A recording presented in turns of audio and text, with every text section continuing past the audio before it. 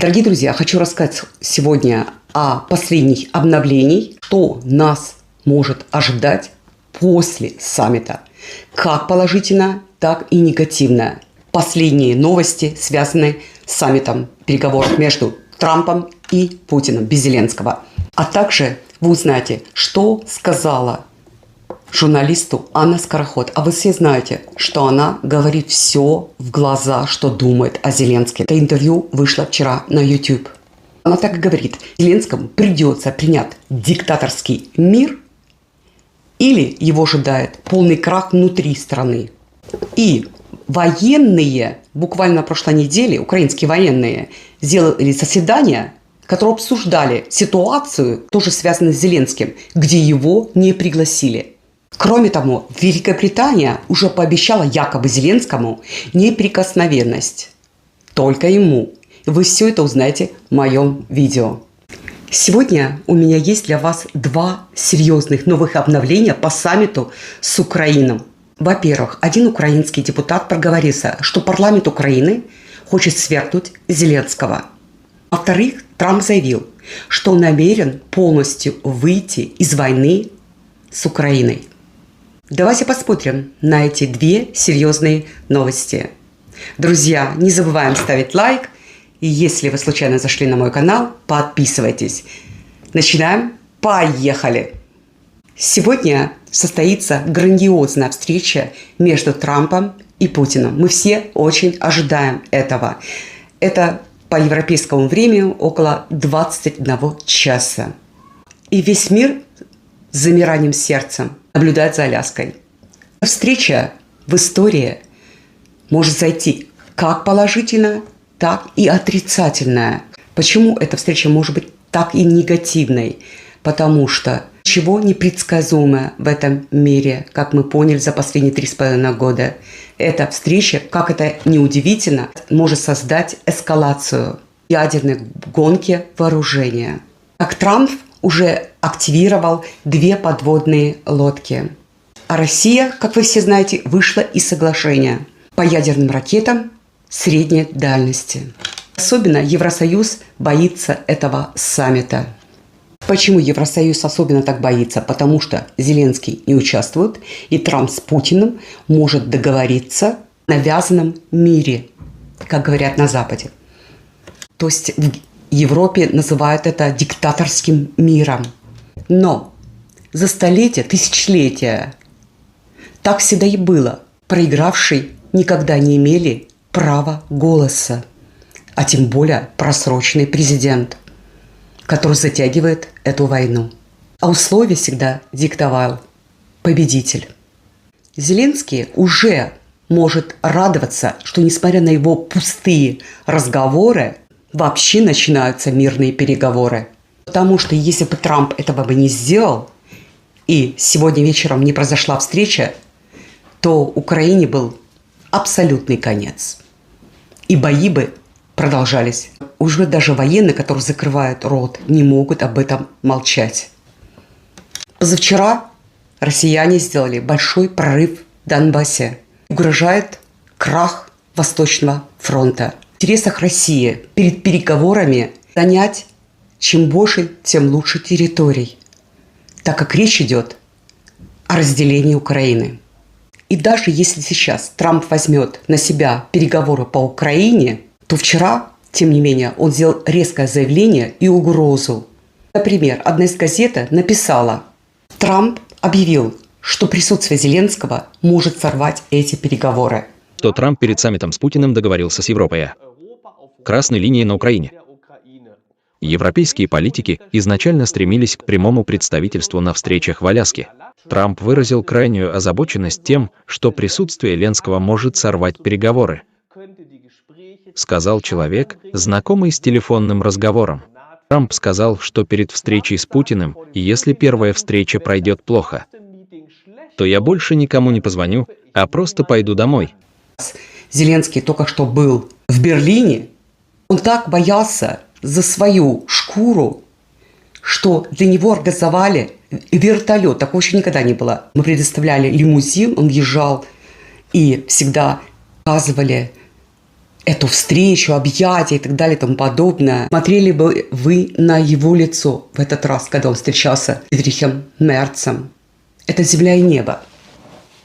Кроме того, многие говорят, что он был под бухом или нанюхался. Это было почти всем ясно и понятно.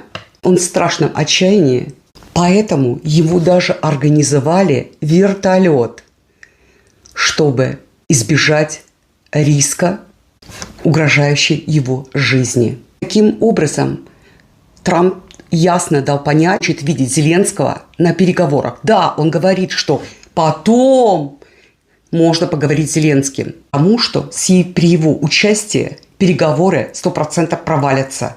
И еще Трамп сказал, если эта встреча пройдет между мной и Путиным плохо, больше переговоров не будет. И я пойду домой. Если он увидит, что никакого сближения не произойдет, тогда он сам намекает на это, что он сдастся. Тогда он говорит, что европейцам придется самим разбираться с войной на Украине. Тем не менее, европейцы за 3,5 года вместе с помощью Америки не смогли победить россиян. И они продолжением и разжиганием войны роют себе яму. Европа с Америкой уже не смогла противостоять России, то одна Европа в таком состоянии, в котором плачевно она сейчас находится, не имеет никакого шанса. Есть только один единственный выход. Вынужденное быстрейшее окончание этой войны и соглашение на все требования России. Для Европы Дональд Трамп, что бы они на него ни говорили, это последняя надежда. Выход Трампа из войны с Украиной – это трагедия, в принципе, будет для самой даже Украины. Потому что Путин и Россия добьются всех своих целей военным путем. Европа и Зеленский будет продолжать эту войну. Но максимум через 2 месяца Зеленский сломается рано или поздно. И тогда снова позовут Дональда Трампа на помощь. Чтобы о нем европейцы не говорили, возмущались. Тогда будет уже вести переговоры о 4 территориях Украины. Но речь будет идти уже о Киеве и Одессе. Может быть, до этого вообще уже не дойдет, потому что украинский парламент начинает вмешиваться и свергнет Зеленского. Об этом мы время от времени от многих депутатов это слышим. Потому что всех достало требование человека, который незаконно занимает кресло президента. И поэтому вчера на YouTube, вы знаете этого журналиста, вышло чрезвычайно резонансное интервью Александра Шелеста, украинским депутатом Анны Скороход. Я уже предоставляла видео о ней, что она говорит в лицо Зеленскому. И эту программу так назвали «Референдум Скороход». Интервью Александра Шелеста с украинской депутаткой парламента Анной Скороход в программе под названием «Референдум Скороход». По всей Украине это возможно, и это интервью чрезвычайно скандальное, потому что там, наконец-то, украинский парламентарий ведет разговор, изливая весь свой гнев на Зеленского и войну выливает. И вот депутатка подчеркивает, да, это огромная бомба, которая все будет решать. Потому что украинская депутатка Скороход предполагает, что дальнейшее развитие в Украине после Аляскинского саммита может пойти в 3 разных направлениях. Направление 1. Зеленский подписывает прекращение огня и затем объявляет выборы, или вариант 2. Зеленский не подписывает, и тогда это будет решать украинский парламент. Подписывать и организовывать выборы, или вариант 3. Даже происходит военный переворот. Тогда возникает переходное правительство, которое заключает перемирие, и затем организуются новые выборы. И как будто этого недостаточно, женщина добавляет еще сверху. Говорит в интервью следующее. Решение о том, какой из этих 3 вариантов выбран, не принимается. Решение принимается не в Киеве, не в Брюсселе и не в Лондоне, а на Аляске на этой встречи между Дональдом Трампом и Владимиром Путиным. Другими словами, Зеленский здесь вынужден принять диктаторский мир, или если он не подпишет, его сразу же сместят с должности либо через вотум недоверия, оценка от парламента или напрямую от армии. И этому также соответствуют сообщения в социальных сетях о том, что украинские командиры в прошлое воскресенье провели закрытое заседание, на котором обсуждали и голосовали. И Зеленского там специально не пригласили. Звучит для меня как подготовка к варианту. Номер 3. Кроме того, Гроков говорит, что Великобритания уже пообещала Зеленскому неприкосновенность и убежище, но только ему и никому другому из его близкого круга. Это все прекрасно показывает, то, что вы сейчас увидели, услышали, что шансы на диктаторский мир, так называют на Западе, очень-очень высоки. И если произойдет позитивная в этот раз встреча между Трампом и Путиным, тогда следующая встреча будет с Зеленским. Но не потому, что спросить его мнение, а констатировать факт. Вместо этого ему будут представлены факты с первой встречи. Нравится этому или не нравится. Он привел Украину в буквальном смысле к ампутации или расчленению по частям. Итак, какой бы исход из этих всех исходов не произошел, мы находимся в состоянии окончания войны. Если Путин предложит сейчас что-то новое, и Трамп с этим не справится, Трамп оставляет абсолютно Украину одну и уходит домой. Как он сказал, я ухожу на Хаузе домой. И Путин тогда закончит эту войну на поле боя, но еще при худших условиях для Украины. Путин очень серьезно относится к этой встрече, показывает две вещи. То, что он вывел все свои подводные лодки из вод и поставил их в порт на стоянку. Это знак открытой дискуссии. Посмотрите на снимки. Если эти снимки верны, то каждая подводная лодка Северного флота России находится в порту. Похожие отчеты мы видим и в Тихом океане. Они же видны наши изображения и списки российских атомных подлодок, то есть очевидный явный знак ядерных показательных действий со стороны Путина для Трампа,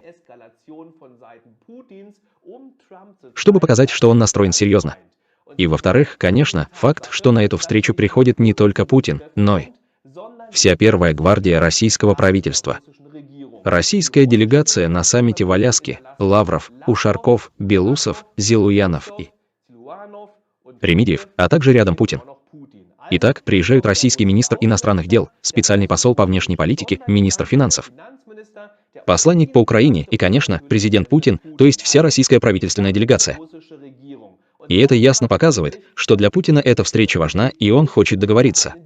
Друзья, если посмотреть заголовки многих западных СМИ, то можно подумать, и Украина имеет какое-то право голоса. Россия теперь четко сказала, смотрите в Конституцию. И этим вся эта мечта фантазии, охваченная Россией территория, снята с повестки. В Российской Конституции написано, что ни один участок земли не может быть отдан. И это не обсуждается. Русские, россияне придерживаются этого. В то время как Украина уже много лет нарушает эти соглашения, требования, словно она какая-то моральная мировая полиция. Это вы можете делать внутри страны, но не с внешней политикой. Зеленский появляется перед каждой камерой, заявляя территориальной целостности. Невозможен отказ от своей собственной земли, завоеванным россиянами. В то же самое время он много лет нарушает соглашения. Сам подогрел эту войну, которой он заблокировал каждый дипломатический путь и переговоры. Вместо того, чтобы вести переговоры с 2022 года, он просил оружие и деньги у Запада, потратил и украл миллиарды и ввел свою страну в прокси-войну, в то время как он продолжает играть роль какого-то героя. А Запад распускает какие-то байки о каком-то обмене территории. Зачем России это делать? Она контролирует уже такую огромную территорию Украины и продвигается дальше и дальше. А самое интересное, Запад хочет показать до сих пор, что Украина – это последняя,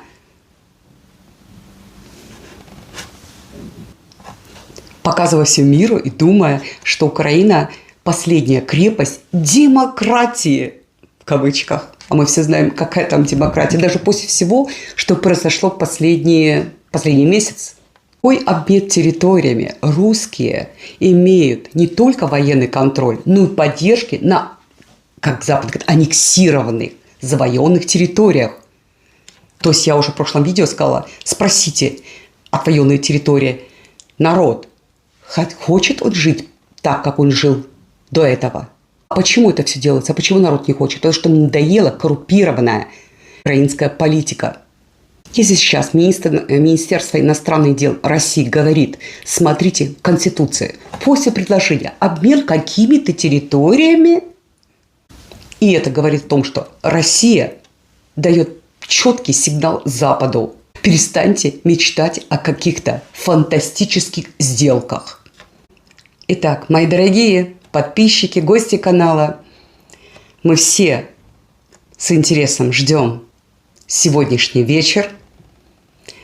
Переговоры между Трампом и Путиным в надежде на позитивный итог. Я желаю всем мира, счастья, здоровья. Подписывайтесь, не забывайте ставить лайк. Следующих встреч на моем канале Эрика Берлин Дойчланд. Всем желаю прекрасного конца недели и только позитивных новостей. Пока!